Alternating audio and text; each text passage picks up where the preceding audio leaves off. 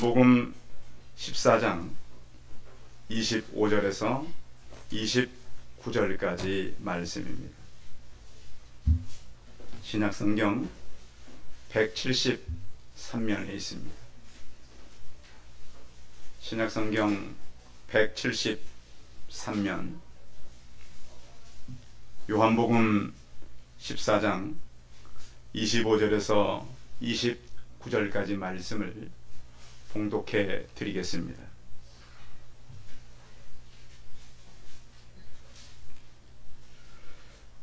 내가 아직 너희와 함께 있어서 이 말을 너희에게 하였거니와 보혜사 곧 아버지께서 내 이름으로 보내실 성령 그가 너희에게 모든 것을 가르치고 내가 너희에게 말한 모든 것을 생각나게 하리라. 평안을 너희에게 끼치노니 곧 나의 평안은 너희에게 주노라. 내가 너희에게 주는 것은 세상이 주는 것과 같지 아니하니라. 너희는 마음에 근심하지도 말고 두려워하지도 말라. 내가 갔다가 너희에게로 온다 하는 말을 너희가 들었나니 나를 사랑하였더라면 내가 아버지께로 감을 기뻐하였으리라. 아버지는 나보다 크심이라.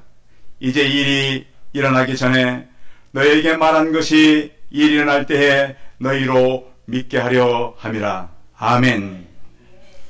이 시간에는 우리 장지정 집사님 특별한 순서로 오카리나 연주를 들려드리겠습니다.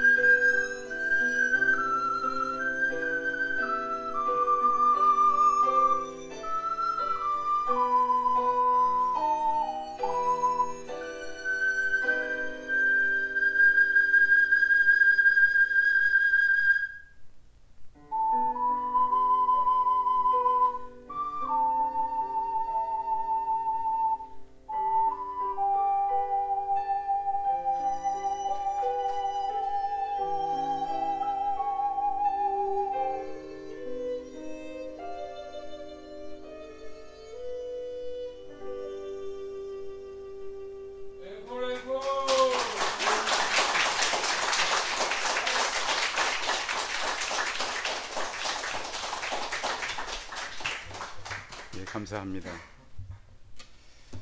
가끔씩 여러분 유튜브에 들어가셔도 우리 집사님께서 오카리나 플룻 연주한 것을 올려놓았으니까요. 집에들 가셔서도 조회수는 아직 많지 않습니다. 시작한 지 얼마 안 되셨기 때문에. 그런데 저도 가끔씩 들어가서 이렇게 듣거든요. 꼭 그 바람결에 들려오는 참 아름다운 선율을 느낄 수 있고요.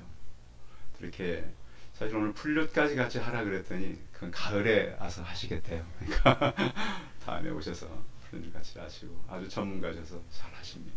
감사하고요. 이렇게 패밀리데이에 오신 성도님들 주의 이름으로 환영합니다. 가족들이 좀 멀리서 온 분 몇 가정만 좀 소개하도록 하겠습니다. 오늘 우리 윤서 가정이 같이 왔는데 박수로 환영하겠습니다. 고맙습니다.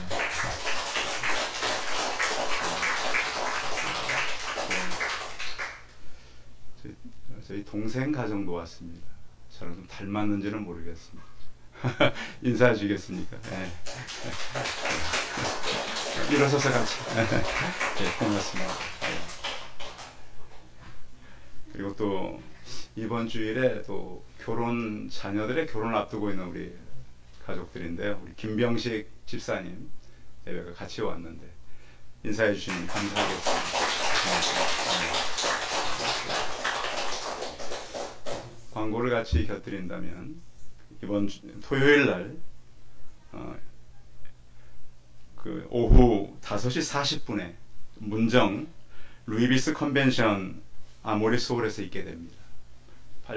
전철 8호선 문정역에서 내리시면 4번 출구에서 셔틀버스가 다니니까 우리 성도님들은 많이 참여해 주시면 감사하겠습니다. 오늘 우리 이제 이 패밀리데이에 이렇게 오셨는데 어제부터 이 주변이 굉장히 복잡했습니다. 어제 갑자기 교회 출근했더니 교회 주변에 이렇게 주차장 공사를 하고 있는 거예요. 그것도 몇 대 못 되는데 그것마저 어제 공사를 하니까 2, 3일은 못 된다는 거예요. 오후에 보니까 옆에 학교에서 또 거대한 행사가 있는 거예요. 학교에가 행사를 하면 또 이상하게 학교에 될 차들이 이쪽으로 밀려오거든요. 그래서 멀리서 오시는 분들 좀 계신데 참 우리가 어떻게 준비를 해야 되나 생각도 했었고 또 이런 행사를 하다 보면 우리 또 성도들 안에 또 크고 작은 문제들이 발생하잖아요. 그래서 이런 행사를 할 때마다 우리가 영적인 일들을 참 많이 겪게 된다는 것을 느끼게 됩니다. 아무튼 먼 길을 오셨는데 옆 사람과 다시 한번 인사할까요?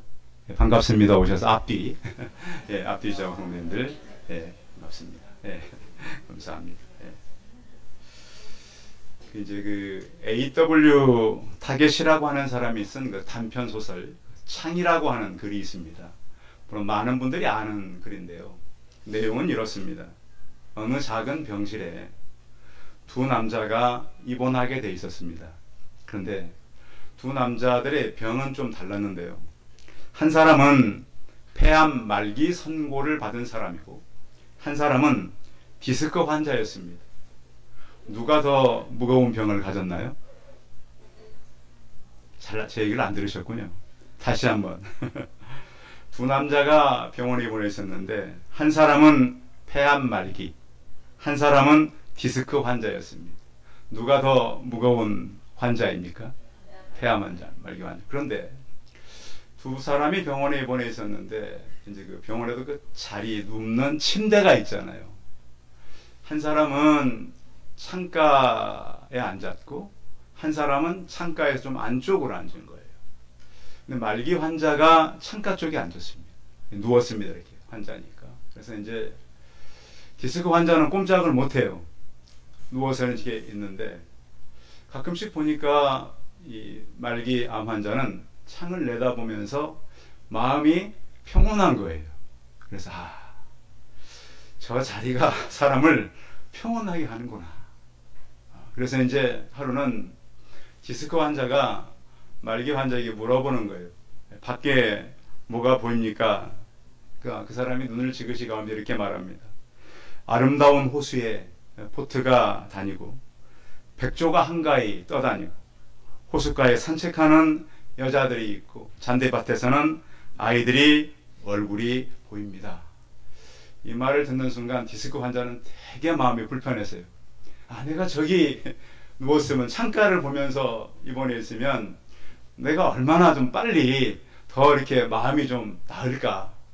그래서 그런 이제 마음속에 하루 저녁에 이제 보니까 이 창가에 있는 말기암 환자가 너무 고통스러워하는 거예요. 그래서 이제 이 디스크 환자의 목표는 뭘까요? 저 창가 자리로 가는 거예요. 그래서 배를 누를까 하다가 디스크 환자가 배를 누르지 않았어요. 왜 그랬을까요? 저 사람이 죽으면 내 자리가 되니까. 그래서 배를 누르지 않고 기다렸더니 그의 계획대로 아침이 되니까 그는 병실 문을 빠져나갔습니다. 죽은 거예요. 그 다음 순간 이 디스크 환자는 무슨 부탁을 했을까요? 내가 빨리 저 자리에 갈 수 있다. 그래서 간호사들이 들어서 옮겨주자 그 힘든 이 몸을 가지고 창을 열었습니다. 열었는데 그곳은 벽이었어요. 아무것도 없었습니다. 그리고 간호사가 그럽니다. 그 사람은 눈도 보이지 않았습니다. 여러분, 사람에게 평온함은 환경이 아닙니다. 요즘에 사람들이 굉장히 편안하게 살기를 원하잖아요. 요즘에 우리 어머니들 집에 가서 불 떼서 밥하는 집 있나요? 다 누가 해요, 밥을? 다 밥솥이 다 합니다. 알아서. 여러분 집에 가서 막 손빨래 많이 하십니까? 누가 합니까? 다 세탁기가 합니다. 요즘에는 또 그 집에 청소도, 바닥 청소도, 물론 청소기가 다 하는 건 아니지만 그래도 일부는 많이 기계들이 합니다. 그래서 사람들이 할 게 그렇게 많지는 않은데도 사람들이 편하다 그래요, 힘들다 그래요? 다 힘들어 죽겠다 그래요. 이게 힘들지. 왜 이렇게 편해졌는데 힘들까요? 그래서 사람들은 점점 편한 기계를 만들어냅니다. 그래서 점점 AI가 사람이 하는 일을 해가요. 그런데 최근에 이제 연구한 학자들이 AI가 할 수 없는 것이 있다 그럽니다. 자, 예배는 AI가 할 수 없어요. 그렇죠? 그리고 또 하나, 기도는 AI가 할 수가 없어요. 그렇게 다 모이라 그런 거예요. 왜 교회에서 이렇게 패밀리 데이를 했을까요? 다 모여서 AI가 영원히 할 수 없는 예배, 기도. 그런데 제가 한번 산기도 한번 가봤거든요. 산기도 가니까 텐트 치고 기도하는 분들이 계세요. 그 안에서 어떤 기도 하나 봤더니 어떤 사람은 누워서 찬송 듣고 있어요. 이렇게.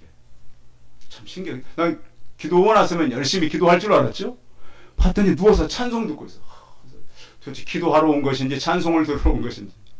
그 옆에 또 텐트를 이렇게 보니까 뭐 하나 보니까 누워서 성경 듣고 있어. 이렇게 켜놓고. 야, 그래서 기도하러 오는 것이 아니고 다 이 휴대폰 가지고 찬송 듣고 누워있고 성경 켜놓고 누워있구나. 그러면 그럴 거면 집에 그냥 누워서 듣지. 근데 여러분 1세기 당시에 2000년 전에는 우리가 집에서 음악 듣고 밥하고 빨래하고 이런 걸 다 노예들이 했습니다. 여러분 아시죠? 우리가 성경의 배경으로 가자면 오늘 같이 우리가 요한복음을 읽었는데요. 성경이 쓰여질 때 모든 배경은 지금 기계가 하는 모든 것들을 누가 했어요? 노예들이 했어요. 근데 그 노예 중에 거의 절반이 교회에 오는 사람들이었어요. 그래서 로마 시내에 나가면 노예들이 그렇게 많았어요. 그래서 우리는 성경이 기록될 때 예수님께서 왜 이런 말씀을 우리에게 했는가를 한번 깊이 생각해 볼 필요가 있어요. 예수님께서 어느 날 그러셨어요. 내가 이제 너희를 떠나게 될 텐데 내가 떠나면 성령이라고 하는 분이 오신다. 누가 오신다고요? 누가 오신다고요? 그분이 오시는데 지금까지는 너희가 나를 육체로 만났다. 몸으로서 만나고 몸으로서 우리가 대했지만 이 성령은 영으로서 만나게 된다. 그러니까 지금까지 제자들이 들어보지 못한 생소한 이야기예요. 근데 이분은 영으로서 우리에게 다가오고 이 영이 우리의 모든 것을 생각나게 한다. 요즘에 이제 우리 100세 시대가 됐잖아요. 어떤 분이 농담으로 제게 그랬어요. 농담으로요. 목사님, 재수 없으면 120살까지 살아야 돼. 저희 때는. 근데 그게 진실이라는 거 아십니까? 진짜 저희 때는요. 요즘 나가보면 90세는 흔하시잖아요. 아니 100세 된 분도 놀이터에 나와 계신다니까요. 100세 된 분도. 그래서 야 이렇게 이제 우리가 나이가 먹어가는데 문제는 뭐죠? 오래 사니까 무슨 질병이 제일 문제가 됩니까? 치매예요. 치매. 제 친구들이요. 물어보면 그 대부분은 부모님들이 치매가 와 있는 친구들이 많아요. 근데 제가 치매 걸린 저희 그 이제 장모님이신데 한번 물어봤더니 저희는 기억 못해요. 근데 무엇은 기억하냐면 사도신경, 주기도문, 찬송가, 말씀은 기억하고 계셔요. 신기한 일 아니에요? 저를 보면 누구요? 참 슬픈 일이에요. 슬픈 일. 여러분들은 웃지만 얼마나 그분 정갈하시는지 몰라요. 우리 아이들 다 키우고 집에 오면 깨끗하게 정리해 주시고 그랬던 분이 제가 가면 누구요? 참 아픈 현실이죠. 가슴이 아파요. 그런데 주기도문은 외우셔요. 사도신경도 외우신다니까요. 찬송가도 같이 막 불러요. 근데 기분은 늘 해피하세요. 아, 좋으셔. 세상 별거 있어. 뭐 이러시면서 이렇게 사셔요. 아, 그래서 영적인 부분은 따로 있구나를 알게 됩니다. 여러분들 기억력 좋을 때 사도신경, 주기도문, 십계명 말씀 많이 암송해 놓으시기 바랍니다. 그건 안 잊어버린다니까요. 그래서 예수님이 그러셨단 말이에요. 성령이 오시면 그분이 너희를 생각나게 한다. 그러니까 아마 정신없는 그런 때가 제자들에게 임할 것이다 라고 말씀한 거예요. 그래서 우리가 이 땅에 살면서 여러분 사시면서 삶의 짐이 무겁습니까? 가볍습니까? 어때요? 무거워요. 지나가는 초등학생들도요 힘들대요. 얼마 전에 제가 이제 아이를 이렇게 과자 주면서 전도하는데 목사님 그 사탕 하나 주세요. 왜? 그러니까 당이 떨어져 가지고요. 초등학생도 당이 떨어지는 시대를 우리가 살아갑니다. 얼마나 힘든지. 그렇지. 학교 딱 끝나면요 교문 앞에 차가 딱 대기하고 있어. 차. 무슨 차? 학원차. 그래서 애들을 어떤 애들은 만날 시간도 없어요. 전도하려고 서 있는데 딱 차가 와가지고 방과후 끝나잖아요. 어떻게 그렇게 수명이 여러 명이 나오는데 한 명도 안 빠지고 딱 타고 가버려. 야 요즘 시대는 그래서 너무 정확하다. 엄마들이 얼마나 지혜로운지 학교 수업 딱 끝나면 어디로? 학원으로 바로 딱 가는 거예요.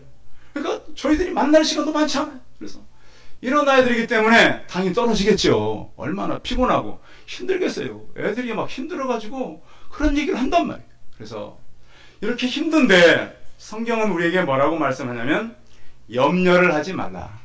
근데 여러분 염려가 안 됩니까? 근데 염려를 찾아봤더니 이것은 실체도 없고 만질 수도 없고 색도 모양도 없다는 거예요. 근데 염려가 우리 안에 있는 건 맞잖아요.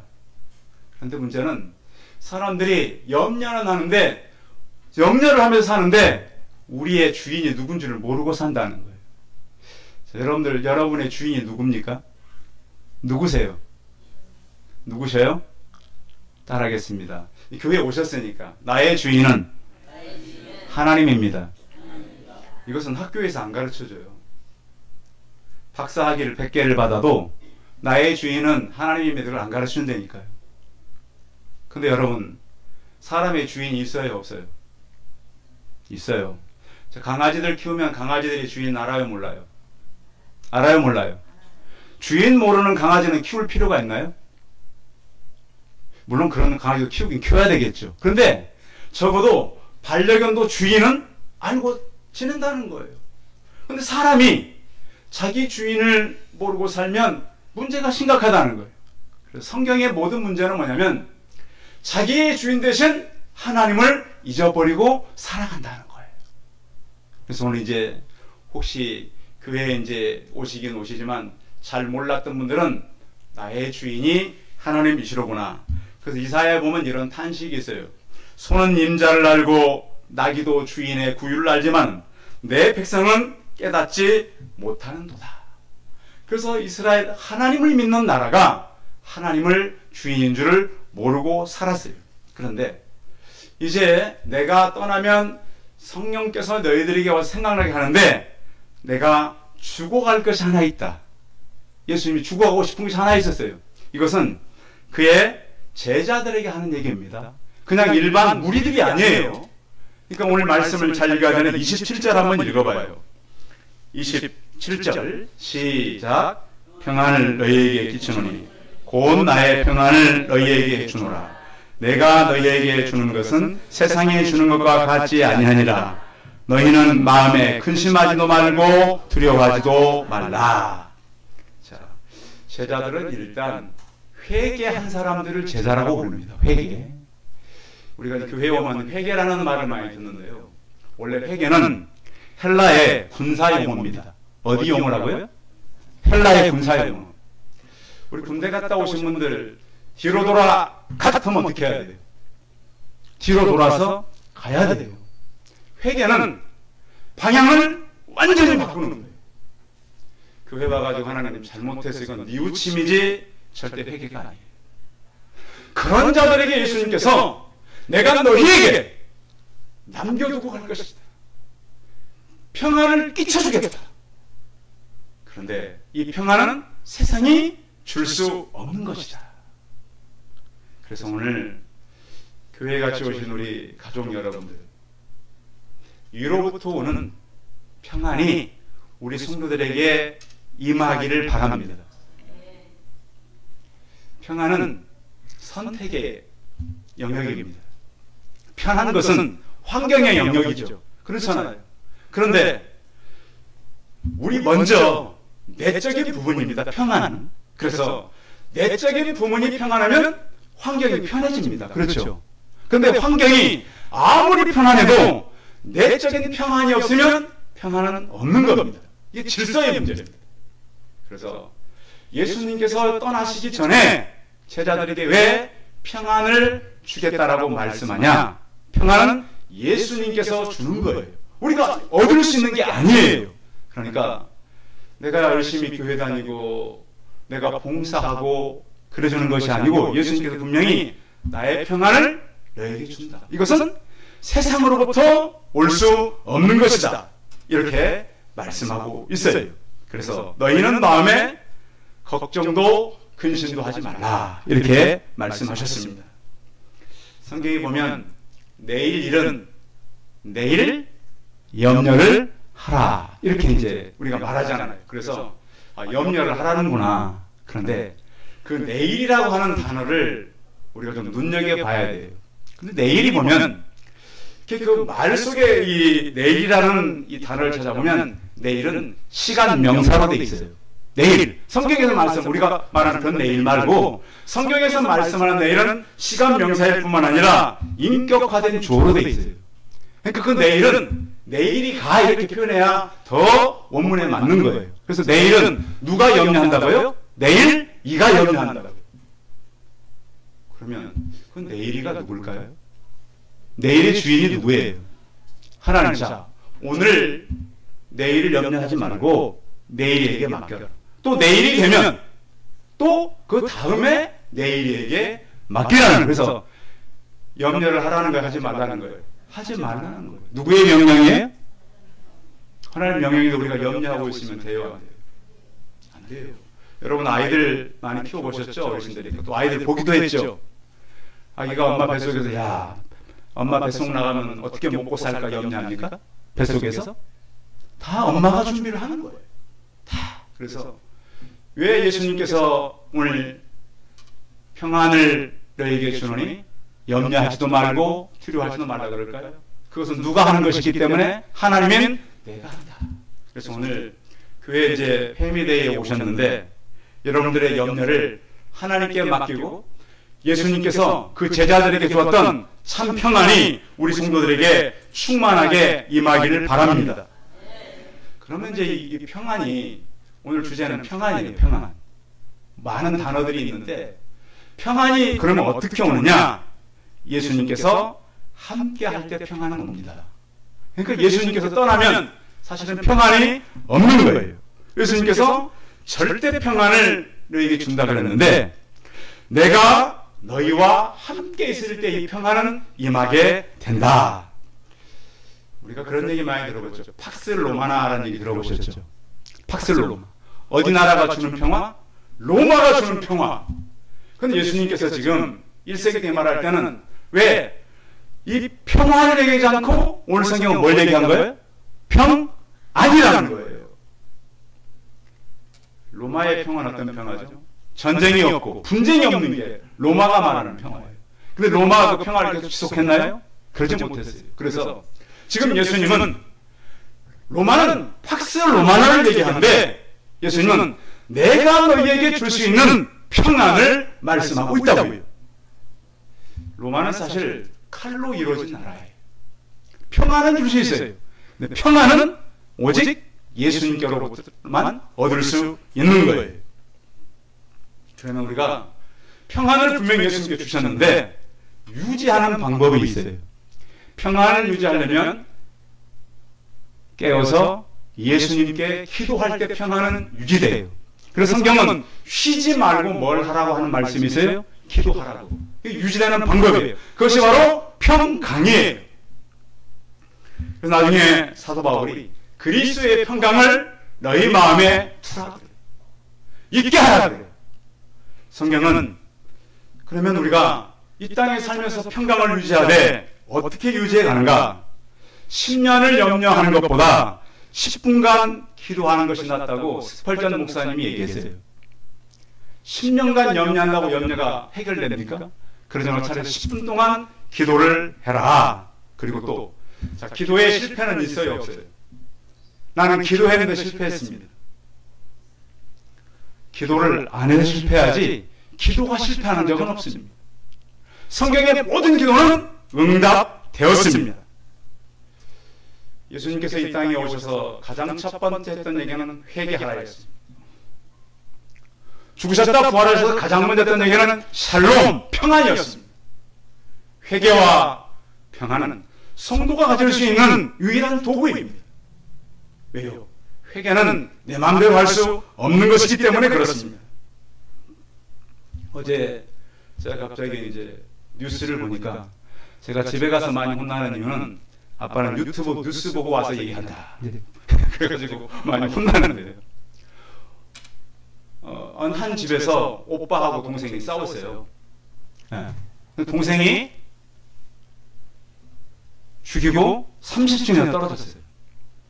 아파트에서. 신고를 부모님이 했어요. 그 가족이 제대로 살 수 있을까요? 아마 그 트라우마 때문에 살 수 없을 거예요. 우리는 참 편안해졌어요. 그런데 오늘 성경에서 말씀하는 평안은 질서의 문제예요. 내면의 질서예요. 성도들 어릴 때 혹시 땅 따먹기 게임 해본 적 있으세요? 땅 따먹기 어떻게 하죠? 넓은 이렇게 길가나 마당에 가서 크게 네모를 그리고 그렇죠. 그 다음에 어떻게 해요? 뼘을 펴가지고 재서 자기를 만들잖아요. 그래서 어떻게 해요? 납작하고 조그만 돌멩이를 튕겨. 그래가지고 마음껏 튕겨가지고 그 하나 들어오면 그게 누구 땅이에요? 내 땅. 그 게임이 지금 인터넷에도 있어요. 그 게임이 있어요. 그래서 그렇게 막 게임하다가 해가 져서 부모님이 와서 밥 먹으라 그러면 어떻게 돼요? 그거 두고 갑니까? 발로 다 헤쳐놓고 들어갑니다. 우리 이 땅의 삶이 여러분 그거는 아시기 바랍니다. 이 땅에서 우리가 막 부동산도 하고 출세도 하고 명예도 얻고 그런데 어느 날 하나님께서 올라가 부르면 그거 가져갑니까? 다 두고 갑니까? 다 두고 갑니다. 인생은 죽는 것은 하나님께서 정해놓은 거잖아요. 한 번은 죽어요.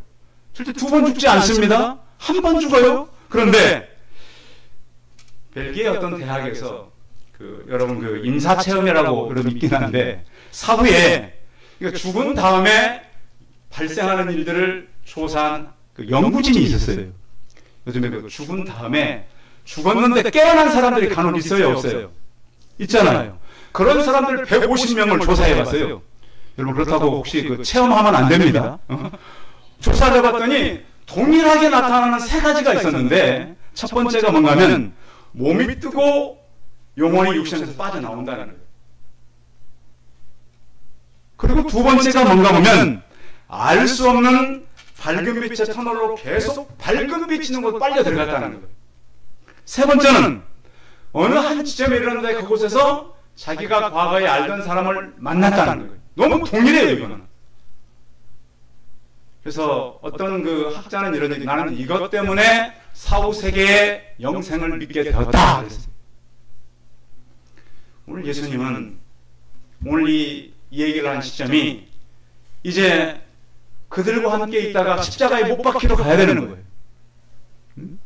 아니 예수님이 같이 계셨고 제자들은 예수님이 예루살렘 올라가서 왕 되면 그 옆에서 좌회전 우장하려고 그러는데 이분이 어디로 간다 그러니까 이해할 수 없잖아요. 아니 33살밖에 안 된 분이 어디로 간다는 거예요. 나는 가야 된다. 너희들이 나중에 알게 될 거야.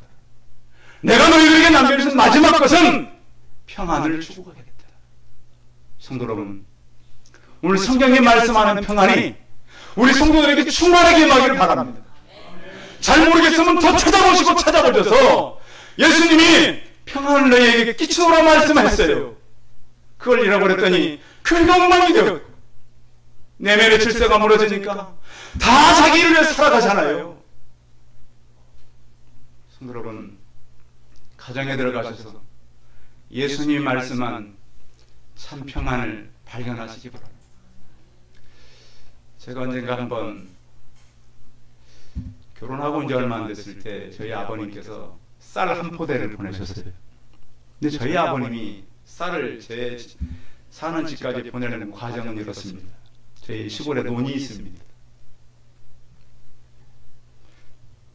아버님이 다리를 좀 쳤어요.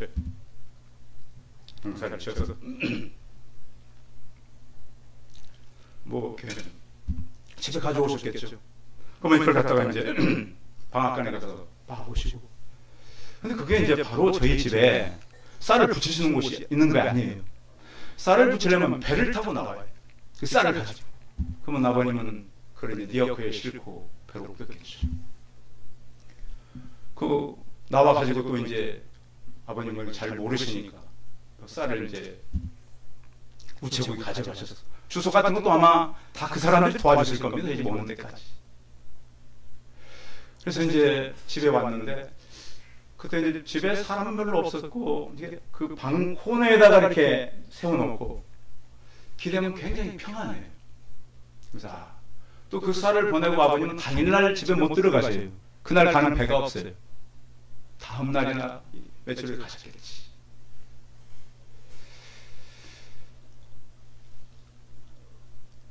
참 그런 이제 아버지가 남겨주셨던 편안한 날이죠. 그런데 그 마지막 시간 저와 함께 이제 떠나시기 전에 자꾸 일을 보셔서 어머니랑 저랑 이제 둘 같이 있었는데 어머니 아버지 뭘 보세요? 생수다. 생수.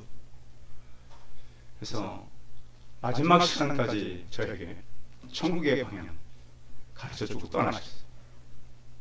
참 평안.